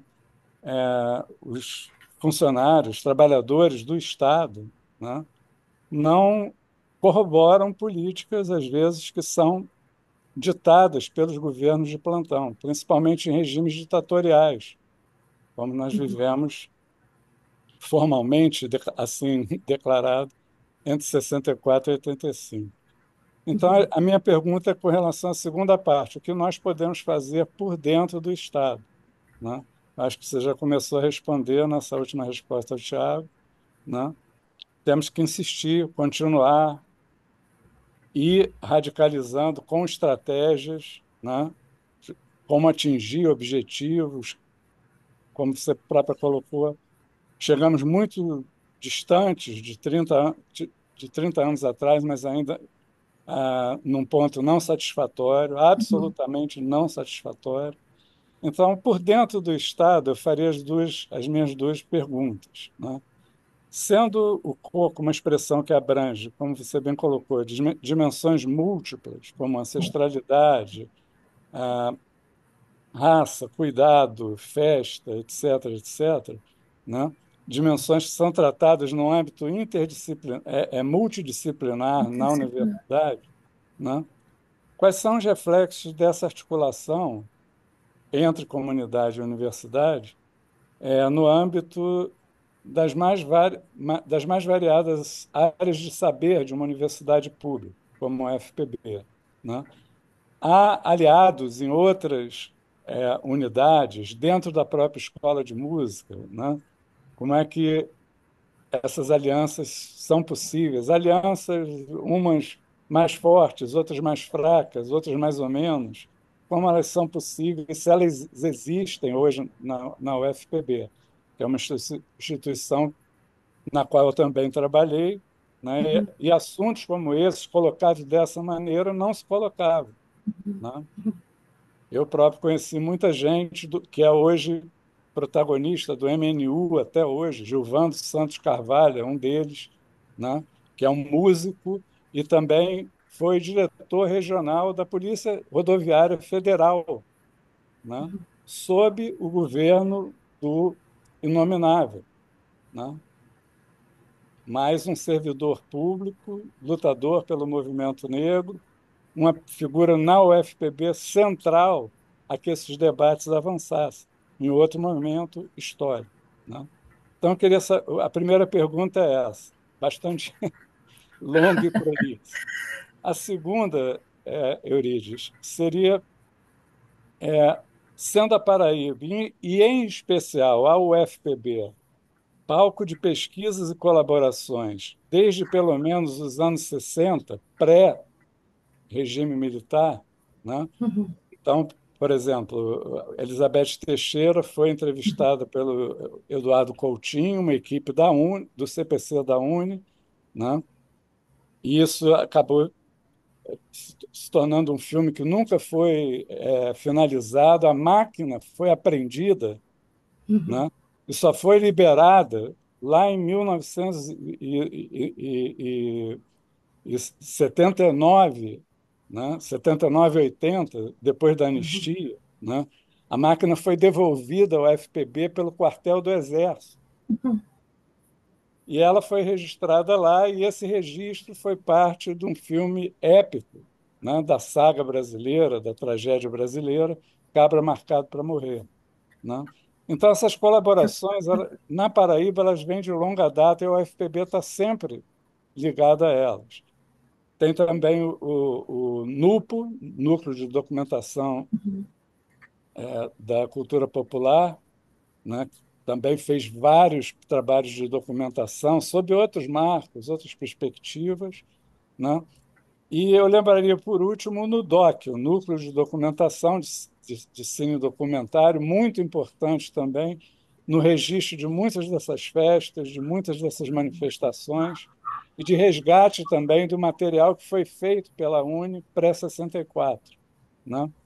Esse material gerou um arquivo no sentido mais convencional da palavra, né? E a minha pergunta é se esse legado tem sido útil às iniciativas atuais de novos diálogos sobre outros marcos políticos e temporais, né? Se esse material ele é útil. Eu sei de casos, por exemplo, na Colômbia, em que em grupos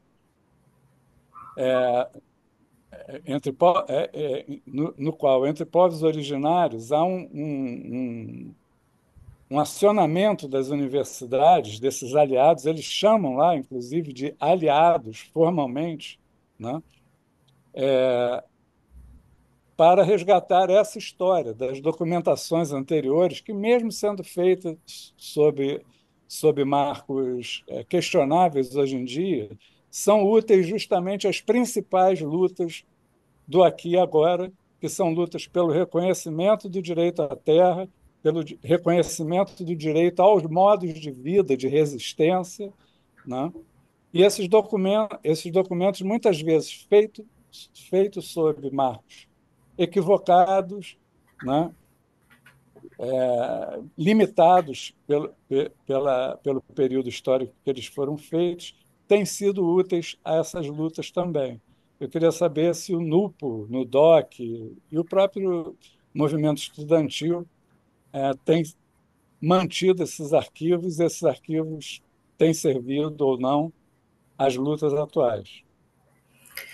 Então, Samuel, é um prazer grande falar contigo. Eu queria só, olha que eu estou vendo a Antonilde, eu até ao momento não tinha visto você ainda.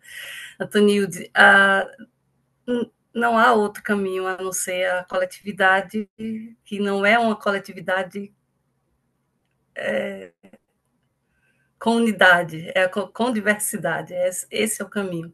Eu falo isso pela última experiência que eu tive coordenando o Moana Music.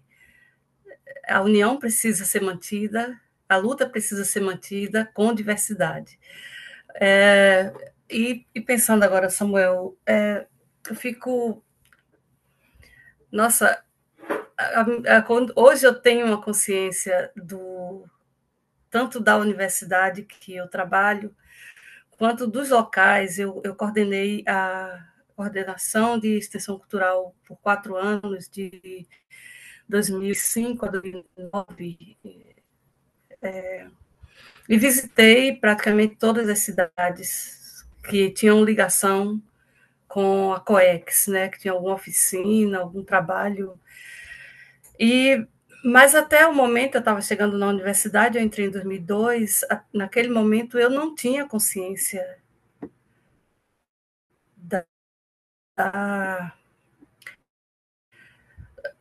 vamos dizer, da força dos movimentos populares que aconteceram aqui nas terras da Paraíba. Inclusive em Sapé, né, ou a cidade da Elizabeth, o quanto se lutou naquelas terras ali, que é uma área enorme de canavial, né? Santa Rita também produz abacaxi e cana e tudo mais. Cada vez mais tomando consciência por conta do que eu vi, do que eu pude presenciar naquele período que eu viajava semanalmente para o interior.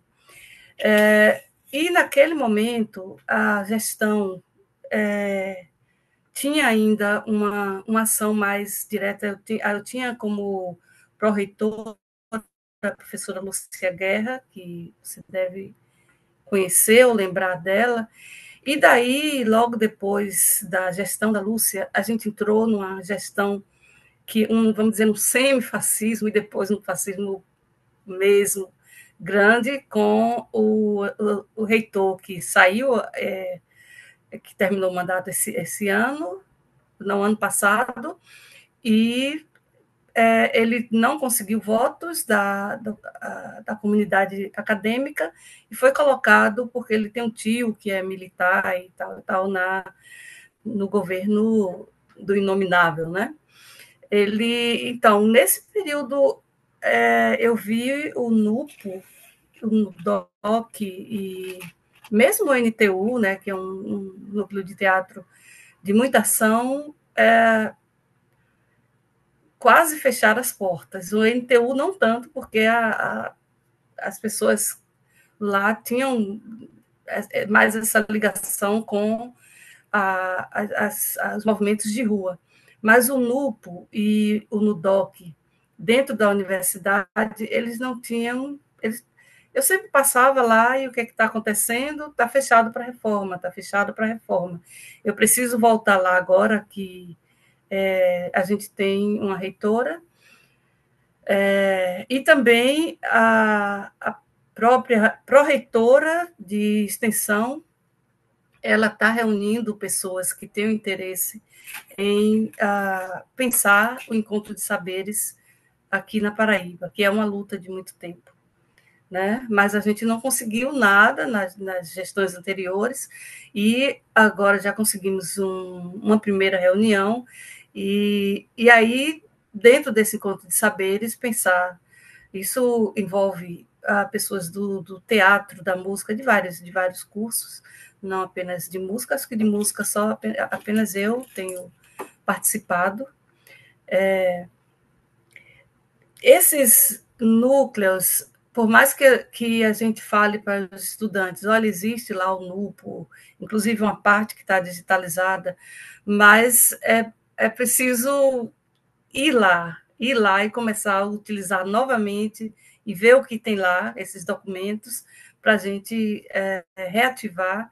Eu vejo também que hoje o núcleo o NEAB, ele está muito atuante, que também foi um pouco, além da pandemia, né, que a gente teve, eu acho que a pandemia também ajudou também no distanciamento,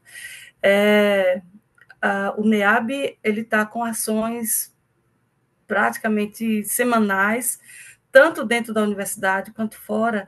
E o NEAB, aí eu volto para Antonilde, o NEAB é um ponto, um porto de ação negra e indígena dentro das universidades. A gente precisa se vincular, lutar junto com o NEAB. Eu sei que a atividade da gente dentro da universidade ela é tão travada que às vezes a gente não consegue assistir uma palestra de alguém que está vindo ou o evento de notório saber, a gente não consegue sair porque vai dar aula, porque tem que preparar aula, porque isso, porque aquilo. Mas o que eu poderia pensar hoje, e eu penso isso hoje depois de muito tempo, é que a gente tem que se envolver. Se a gente não se envolver, se a gente continuar com medo, como eu já tive muito medo, a gente não vai conseguir nada. Quem conseguiu e quem trouxe o que a gente tem hoje como ações afirmativas, como melhorias, que a gente realmente pode pontuar, se deu a luta. Né? Aí, quando você falou nos paraibanos, eu lembro do Balula, né? Que era uma pessoa, você deve lembrar do Balula, né? Que hoje tem um instituto no nome dele. Acho que seu microfone está fechado. O João Balula, né? Que foi um ator e ativista do movimento negro e que morreu, né? Hoje tem um instituto de proteção à vida, aos movimentos LGBTQIAPN+, com o nome de João Balula, né? E tudo isso é ação de quem está na universidade. A gente precisa ter coragem de quebrar essas correntes que são entregar trabalho, dar aula, estar em reunião. Eu nunca vi gostar tanto de reunião como acadêmicos, e ir para o movimento, porque quem tem ensinado as lições para a gente são as pessoas que estão na rua lutando e dando a cara a tapa, dando o corpo até a morte. São essas pessoas que têm ensinado. Né? Porque nós, do nosso conforto na cadeira acadêmica, conseguimos escrever, conseguimos participar de congressos e tudo, mas se a gente tem hoje políticas afirmativas, se a gente tem hoje a lei contra o racismo e tudo mais, é porque veio de pessoas que estavam lutando nas ruas. A rua ainda é o lugar de conseguir a luta. E que nos põe, né? Temos aqui o Hudson, querendo fazer uma pergunta também. Eurídice, Hudson, você está aí? Estou aqui. Vocês me escutam? Olá, Sim. só escuto. Olá. Boa noite a todas as pessoas. Professor Eurídice, gostaria de agradecer imensamente essa aula inaugural. Eu acho que ter sua presença hoje aqui é muito importante para todas as pessoas, todos os acadêmicos. São sempre falas muito brilhantes e muito preciosas para nós que realmente traçam caminhos e horizontes importantíssimos aí para o presente e para o futuro. E eu estou trazendo uma questão assim, porque há pouco tempo eu passei pela política pública, ajudando na construção da política pública, e uma das questões que eu me deparei à minha mesa é o próprio termo música. Hoje nós temos uma universidade que ela é mais plural, ela é mais diversa, nós temos produções acadêmicas que tomam caminhos bastante distintos, mas me parece que, de alguma maneira, eu acho que a gente está num terreno fértil para isso, a gente pode resgatar a discussão sobre as práticas musicais, as práticas sonoras, o que é música hoje para a academia, fora da academia, para diversos grupos, diversos agentes, e parece algo que aparentemente é simples, mas não é tão simples assim. Talvez a gente tenha que revisitar a, a nossa eu acho que a nossa própria existência, enquanto pesquisadores da música, enquanto músicos, para entender o que que nós fazemos, o que que nós estamos construindo. Então, acho que dá para a gente aproveitar essa inclusão de novas epistemologias para também ir na nossa própria gênese, né? O que seria hoje, o que nós poderíamos hoje considerar, a partir dessa luz, o termo música? Então, essa semana eu vi, um prazer, Hudson, vê-lo novamente. Essa semana eu vi uma notícia que eu guardei, eu joguei lá no meu WhatsApp e não tive tempo de ler, mas o título é Orquestra para e faz silêncio é, é, por direitos trabalhistas, alguma coisa, não sei se foi no Rio, São Paulo, eu não sei onde foi, eu guardei. Eu percebo que, e também o seu trabalho, eu lembro muito bem da sua tese, que você fala sobre trabalho, né? Eu percebo que essa compreensão de práticas sonoras e a própria música, né, como a gente chama, ela também é um campo, um momento, uma reunião de pessoas ali, orquestra, uma reunião de pessoas que estão trabalhando e precisam se compreender assim para pagar a casa que mora, pagar o alimento que come, pagar, ter um certo conforto, pagar pela saúde, pagar pelo...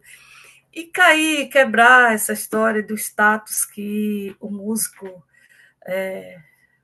sempre parece ter, né, na orquestra, aquela coisa tão bonita. Preciso se perceber como trabalhador, como era antes. Né? Qual é a história do trabalhador em música? Escravizados, né, que estavam ali trabalhando até de maneira forçada. E como é que isso ganha, né, um status de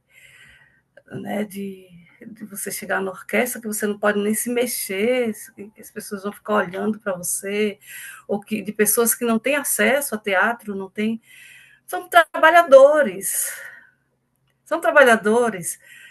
muitos negros, não muitos, mas tem muitos negros nas orquestras, que precisam se compreender como pessoas trabalhadoras. E que trabalhando numa luta que é de muitos. Essa luta pelas melhores condições de vida é de muitos. Eu tenho hoje, eu sou uma professora titular, mas é muito chão pela frente. É muito chão de muita coisa. Então, se eu não me percebo, se eu não me percebo como uma trabalhadora, e trabalhadora negra, é como se a vida fosse em vão, porque eu não vou ajudar mais ninguém. Né? Então, eu me percebo como trabalhadora negra, que passou por racismo. Eu não consegui estudar instrumento porque eu comecei a estudar música já muito tarde. Quando você entra na escola, as pessoas dizem que você precisa estudar instrumento com 7, 8, 9 anos. Se não foi daí, você não consegue mais tocar. Mas consegui chegar a um status na universidade, mas com a compreensão de trabalhadora negra. Né, que precisa lutar, a gente precisa se unir. A luta com o Humana Music não foi uma luta fácil, não é uma luta fácil, porque ninguém tem tempo mais de se encontrar, as ideias parece que não se juntam, mas se não se juntarem, gente, isso é praticamente no mundo negro todo. Tem que se juntar, e acho que os indígenas dão uma lição bem legal para a gente. Já quando eles começam a se chamar de parentes, eles são parentes. A ideia de parente é a ideia de alguém que eu tenho pelo menos uma consideração, é parente. E se juntam, as comunidades se juntam para ir lá para Brasília, para ir para o meio da rua, para ir cantar coco e fazer toré no meio nas aldeias e nas ruas. A gente precisa sair da cadeira. A universidade deixa a gente com o ar muito de... Eu vou usar uma palavra de burguês, acho que a palavra não é essa, mas assim, de consegui chegar, tá ótimo, consigo ter o meu carro, consigo... Mas quando a gente tem hoje uma Lélia Gonzalez, uma Beatriz Nascimento, um Abdias Nascimento para ler, é porque eles fizeram algo. Eles fizeram algo. Certo? E a gente precisa fazer. Né? Obrigado, professora. Obrigada a você, Hudson.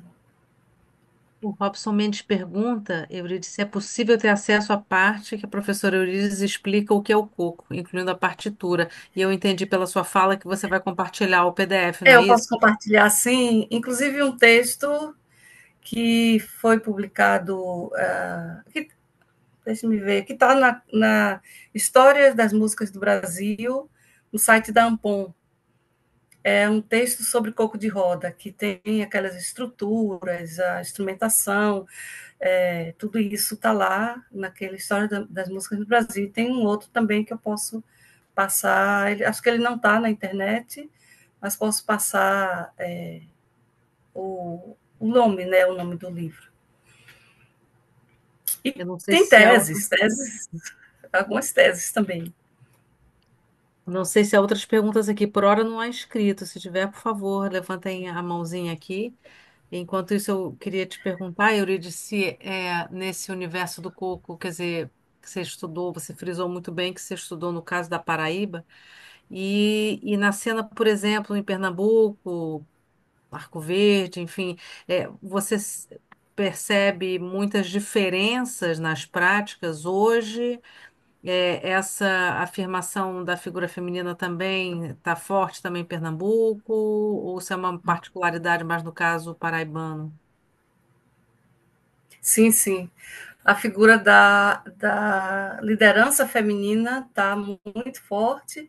E é interessante, eu comecei a fazer com meu aluno, mas aí essa coisa do tempo a gente não continuou, uma espécie de mapa que junta Pernambuco e Paraíba em uma área rural de quilombos e comunidades que têm o coco e a ciranda muito fortes, inclusive a mazurca também, que eu não tinha ouvido falar, mas agora ela está também sendo muito falada, e outros saberes em roda, como o cavalo marinho também, e Pernambuco, né, Maracatu ainda com algumas restrições para a liderança feminina, mas tem também. Eu vejo essa ação das mulheres, essa ação protagonista das mulheres, muito forte nesses saberes que eu estou chamando de saberes em roda. Isso não quer dizer que os homens não estejam, não, eles estão lá, né? Estão lá participando, mas assim não é um espaço apenas masculino como a gente lia nos livros, né?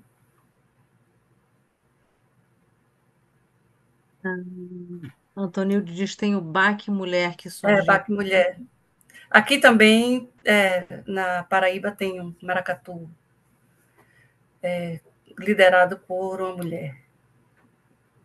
E o Samuel, antes de sair, registrou aqui também a figura do negro Fuba, organizador das Ligas Camponesas em Sapé Sim, sim. e vereador eleito em Sapé com recorde de votos, assassinado pela ditadura junto a Pedro Fazendeiro, companheiro de Elizabeth Teixeira. Eu queria saber se tem mais perguntas. O Daniel, acabei aqui assumindo aqui por estar aqui com a janelinha aqui dos participantes aberta, mas, por favor, Silvia e Daniel, retomem aí as rédeas. Não, Eu não, queria só dizer uma coisa rapidinho. é Tem uma ótimo, música de Maia, Chico obrigado. César, tem uma música de Chico César que ele diz: negam que aqui tem preto negão. Ele canta essa música com Lazo, que é baiano, né? E a música vai nesse sentido: negam que aqui tem preto negão. Ele está falando sobre a Paraíba. E essa era a ideia que eu sempre ouvia, que não tinha pessoas pretas, né? E os indígenas estavam lá, nas suas aldeias. Gente, Se a gente não vai lá, não vê, não se envolve, a gente vai continuar com essa ideia. Tem preto, e muita história preta também aqui na Paraíba. Obrigada, professor Daniel. Não, imagina, a gente que está super agradecido também é uma maneira, me parece excelente de dar as boas-vindas aos novos estudantes. Temos muitos deles por aqui hoje.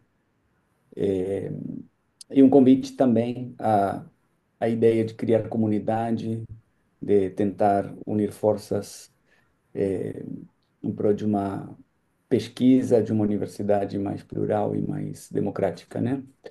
É, eu não sei se a gente já 8 horas vai encerrando o nosso encontro. Essa conversa vai estar subida na nossa página de YouTube do PPG